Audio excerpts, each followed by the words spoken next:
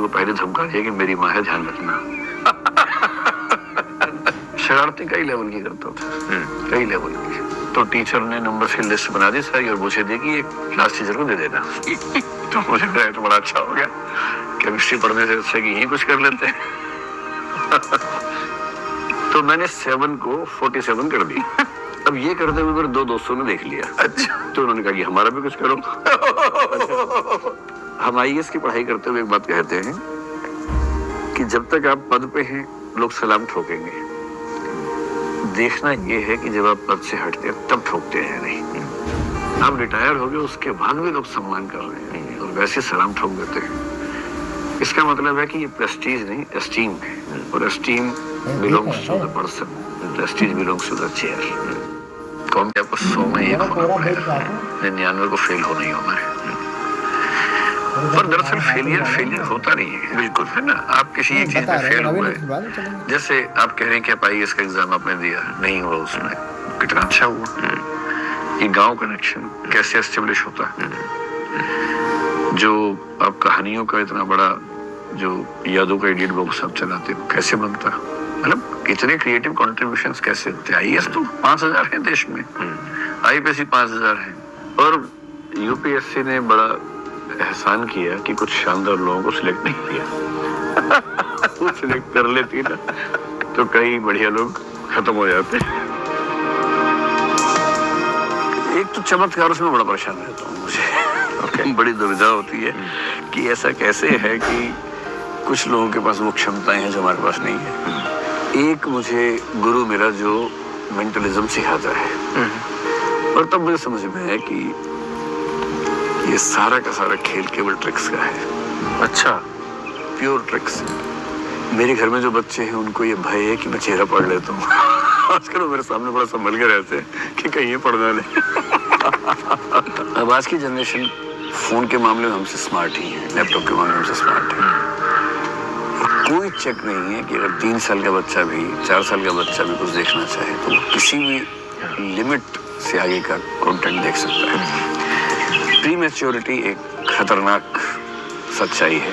दूसरा वही कि ये बच्चे जो कुछ भी सीखेंगे तकनीक से हारेंगे।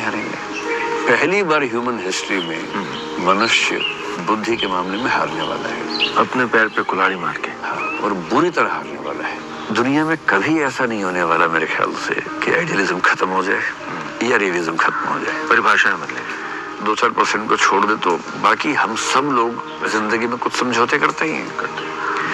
बस ये कि हमारे समझौते उतने गंदे शायद नहीं है जितने किसी और के हैं। जैसे शायद हम कभी गुटखा नहीं बेचेंगे। मतलब आइडियलिज्म इस सेंस में, उसके लिए एक शब्द आजकल बड़ा पॉपुलर है, मिनिमलिज्म।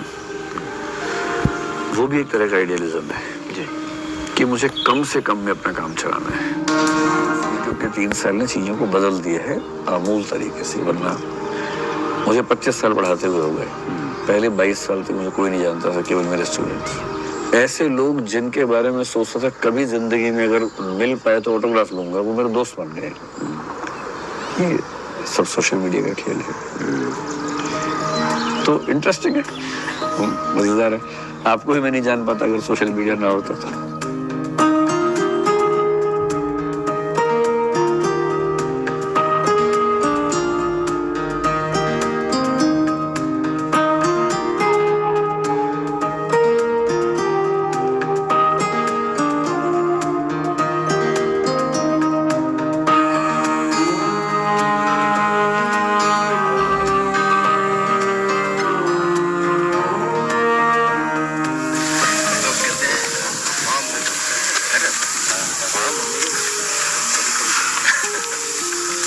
सपने में भी ऐसा नहीं आता।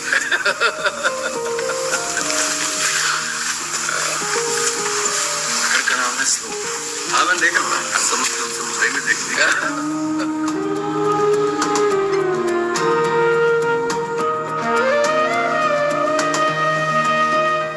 अच्छा, गेस्ट को बेटर फ्रेम मिलता है हमेशा। अच्छा अच्छा जी। तो अथीस्ट नहीं हूँ। हाँ। पहले मैं अथीस्ट था। अथीस्ट होना मेरे ख्याल से थोड़ा बचपना है। ये कहना कि भगवान नहीं है उतना ही बचपना है जितना ये कहना कि भगवान है, क्योंकि आपको ना ये पता है ना वो पता है। आपको सिर्फ ये पता है कि आपको कुछ नहीं पता है।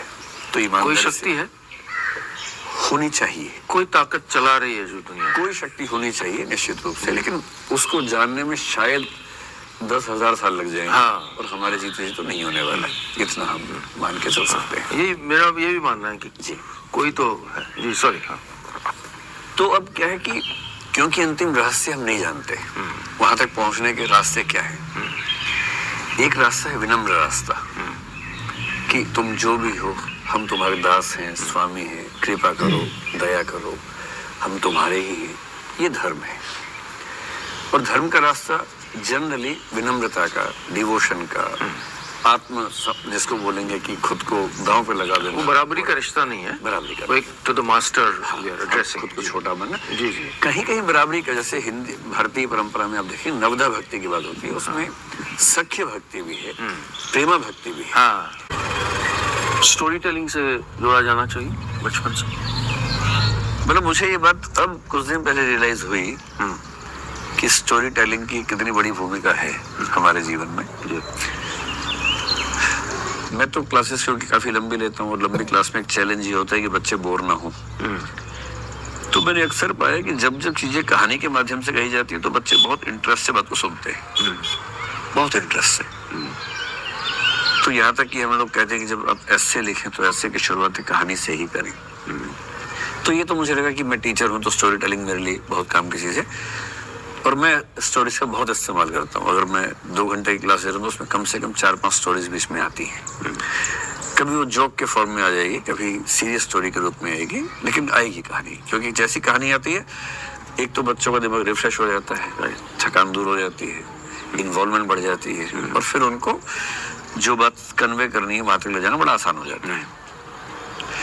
लेकिन कुछ दिन पहले मैं लिंक्डइन पे देख रहा था, एक वर्कशॉप चल रही थी, story telling workshop for CEOs and CXOs। जी। तो CXO मतलब CTO है, कोई CMO है, मार्केटिंग ऑफिसर है, कोई CFO है, उन सब के लिए वर्कशॉप थी। तो मैंने वैसे ही उसका डिटेल्स पढ़ी, डिस्क्रिप्शन पढ़ा। तो बिजनेस की दुनिया में ये मान लिया गया कि एक अच्छा CEO वही हो सकता है जो अच्छा स्टोरी टेलर हो। और उन सब ने समझ लिया कि बिजनेस मैनेजमेंट से लेकर फैमिली मैनेजमेंट तक आप कुछ भी तभी बढ़िया कर पाएंगे जब आपको ठीक से बात को स्टोरी के रूप में कहना आता है, कन्वे करना आता है। अच्छा, पेरेंटिंग में तो ये हमेशा से था। हम जैसे ही थोड़े बड़े होते थे तो हमें कहानियां सुनने को मिलती थी। जो सारी मोरल एजुकेशन थी हमारे परिवारों में वो कहानियों से ही आती थी। रामायण भी एक कहानी है जो मोरल एजुकेशन देने के लिए है, महाभारत भी एक कहानी है, यहाँ तक गीता में भी कहानी के एलिमेंट्स ठीक ठाक आते हैं। और जब हमने साहित्य पढ़ा तो हमने पाया कि केवल 2 ही विधाएं ऐसी हैं, 2 ही जॉनर जो भी कहते हैं उसको ऐसे हैं, जो दुनिया की हर सोसाइटी में, चाहे वो प्रिमिटिव ट्राइबल सोसाइटी क्यों ना हो, और वो 2 क्या हैं? एक कहानी और एक गीत। भी नहीं होगा, उपन्यास नहीं होगा, रेखा चित्र ना हो, संस्मरण ना हो, पर कहानी और गीत दुनिया की हर सोसाइटी में। और इन दोनों का आविष्कार, ये इन दोनों को ईजाद क्यों किया गया होगा, ऐसा एक विचार ये है कि छोटे बच्चों को शांत रखना, उन्हें कुछ समझाना या सुलाना, उसमें ये 2 ही चीजें काम आती है। तब गीत लोरी बन जाता है और लोरी की धुन पे बच्चा सोता है और कहानी में इन्वॉल्व होता है। और जब पेरेंट्स सुनाना चाहेंगे कहानी को हल्का सा लंबा खींचेंगे, डिस्क्रिप्टिव बना देंगे ताकि वो हल्का हल्का बोर होने लगे और फिर उसको नींद आ जाए। तो कहानी हमारे ह्यूमन बीइंग होने की जो सबसे बुनियादी 2 स्किल्स हैं उनमें से एक है। तो मुझे ऑफ लेट अब ये समझ में है, कुछ दिन पहले, मतलब मैं कहानी ठीक ठाक सुना लेता हूँ क्लास में, अब मुझे पहली बार समझ में है कि जो लोग मुझे अच्छा टीचर मानते हैं, मेरे अच्छे टीचर होने में बुनियादी जो बात है वो कहानी कहना है। एक्सप्रेसिव होना अपने आप में बहुत बड़ी नेमत है। अगर आप अपने मन की बात कह पाते हैं, मैं तो कहता हूँ कि टीचर से अच्छा प्रोफेशन दुनिया में कोई नहीं है। और सबसे बड़ा वरदान क्या है कि जिस दुनिया में कोई किसी को सुनने को तैयार नहीं है, हमें 6-6 घंटे सुनने के लोग दूर दूर से आते हैं। और मैं अगर 6 घंटे पढ़ा रहा हूँ तो उसमें से कम आधा घंटा मैं अपने मन की बात भी कह रहा हूँ पढ़ाई के साथ साथ। और अपने मन की बात इतने बड़े ऑडियंस को कह पाना इतना बड़ा सुख है जो सुख दुनिया में किसी के पास नहीं। बिल्कुल बिल्कुल। आप फिल्म बनाएंगे 2 साल में एक बार कुछ कह पाएंगे, हम तो रोज ही कहते हैं। ओके। तो स्टोरी टेलिंग से ये है कि हम एक्सप्रेसिव हो पाते हैं और हमेशा हल्के रहते हैं, बहुत भारी नहीं होते। एंजाइटी डिप्रेशन थोड़ा कम रहता है, वो बेहतर है। आपने एंजाइटी डिप्रेशन का जिक्र किया। मेरे ना व्यक्तित्व के 2 हिस्से हैं एकदम पैरेलल। एक है उद्यमी वाला, जो चाहता है कोई नया प्रोजेक्ट हाथ में लूं, ये करूं वो करूं। एक है विद्यार्थी वाला, जो चाहता है कि ये भी पढ़ लूं वो भी पढ़ लूं। मुझे मतलब कम से कम 500 ऐसी किताबें जो मुझे पढ़नी है, 500 ऐसी फिल्में हैं जो मुझे देखनी है, जो कोरियन है, जापानीज है, फ्रेंच है, ईरानियन है, अंग्रेजी है। देखता बहुत कम, वहां से टाइम नहीं मिलता है। मैं जब सिर्फ पढ़ता हूँ तो ही बोर हो जाता हूँ। तो उद्यम वाली साइड में मेरा मन है कि मैं एक यूनिवर्सिटी एस्टेब्लिश करूं, जो ऐसी यूनिवर्सिटी हो कि वहां हमारे समाज के बच्चे जब आए तो इस दुख से मुक्त हो जाएं कि वो दुनिया के अच्छे विश्वविद्यालय में नहीं जा पाए थे।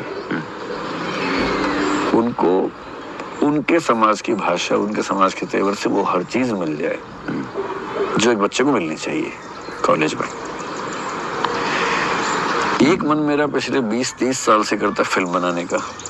ये 12th फेल का जो एक्सपेरिमेंट हुआ, जो कि मतलब मैंने कोशिश नहीं की थी, संयोग से मैं उसका मौका, मतलब उसका हिस्सा बनने का मौका मिला। तो वो जो भूख शांत हो गई थी, वो भूख फिर से हल्की हल्की मन में आने लगी है, एक फिल्म बनाऊं। अब मेरे फिल्म इंडस्ट्री में बहुत सारे दोस्त भी हो गए हैं, हर तरह के डीओपी से लेके म्यूजिक वाले, स्क्रिप्ट वाले, प्रोड्यूसर, डायरेक्टर, सबसे दोस्ती भी हो गई है। और बड़े सेलिब्रिटी एक्टर से भी दोस्ती हो गई है, और वो सब मुझे मोटिवेट भी करते हैं। कुछ दिन पहले पीवीआर के एक बड़े सीनियर मेंबर से बात चल रही थी। मैंने कहा कि फिल्म मैंने सुना कि बनाना आसान है, रिलीज करना मुश्किल है। तो बोले कि सर मैं बहुत फॉलो करता हूँ, आप बनाइए, मैं गारंटी दे रहा हूँ कि फिल्म आपकी थिएटर में आ जाएगी। मैंने कहा तो ये चैलेंज भी खत्म हो गया, दोस्त फिल्म बनाने की दे रहा है। तो मुझे पता नहीं बना पाऊंगा नहीं, लेकिन मेरे मन में आता है कि मैं अच्छे मुद्दे पे एक ऐसी फिल्म जिससे कुछ बेहतर सोचने या होने की प्रेरणा मिले समाज को, ऐसी फिल्म बनाऊं। तो यूनिवर्सिटी, फिल्म मेकिंग, फिल्म का मतलब वेब सीरीज भी हो सकता है, कुछ भी ऐसा। फिर मैं जिस फील्ड में हूँ, हमने आईएएस के लिए 4-5 सेंटर्स खोले हुए हैं, अभी 2 शहरों में और जाने वाले हैं। जुडिशरी पे काम कर रहे हैं, हो सकता है हम कुछ और वर्टिकल्स भी करें। लाइफ स्किल्स को लेके मेरे मन में एक वर्टिकल आता है कि अच्छी जिंदगी जीने के लिए जितनी तरह की एजुकेशन चाहिए, हर व्यक्ति यूनिवर्सिटी नहीं जा सकता ना, लेकिन यूनिवर्सिटी तो फोन में आ सकती है उसके पास। जैसे आज मैं आपसे कह रहा था कि स्टोरी टेलिंग एक कला है जो आनी चाहिए। अब स्टोरी टेलिंग अगर आप सिखाएंगे तो उसकी बात अलग है। तो कल को ऐसा कुछ हो सकता है कि एक वर्टिकल हो लाइफ स्किल्स पे, उसमें स्टोरी टेलिंग का कोर्स आप ही लें। ऐसे ही कोई बहुत अच्छा एक्टर है जो एक्टिंग पे एक छोटा सा कोर्स बनाए, और गांव में बैठा वो बच्चा जिसका मन है कि मुझे एक्टर बनना है, वो गांव में बैठ के क्लासेस देखे और इंटरेक्ट कर सके। एक वेंचर बोल, मतलब मैं वेंचर करता ही रहूंगा जब तक मैं जिंदा रहूंगा, क्योंकि मैं खाली नहीं बैठ सकता। और मुझे रोज 4-5 घंटे पढ़ने को मिल जाए और बाकी मैं कुछ वेंचर करता रहूं, तो मैं सुकून में रहता हूँ। ये 2 हिस्से मेरे हैं और दोनों ही एक्टिव रहेंगे, मुझे लगता है किसी एक में रुकना मुश्किल होगा।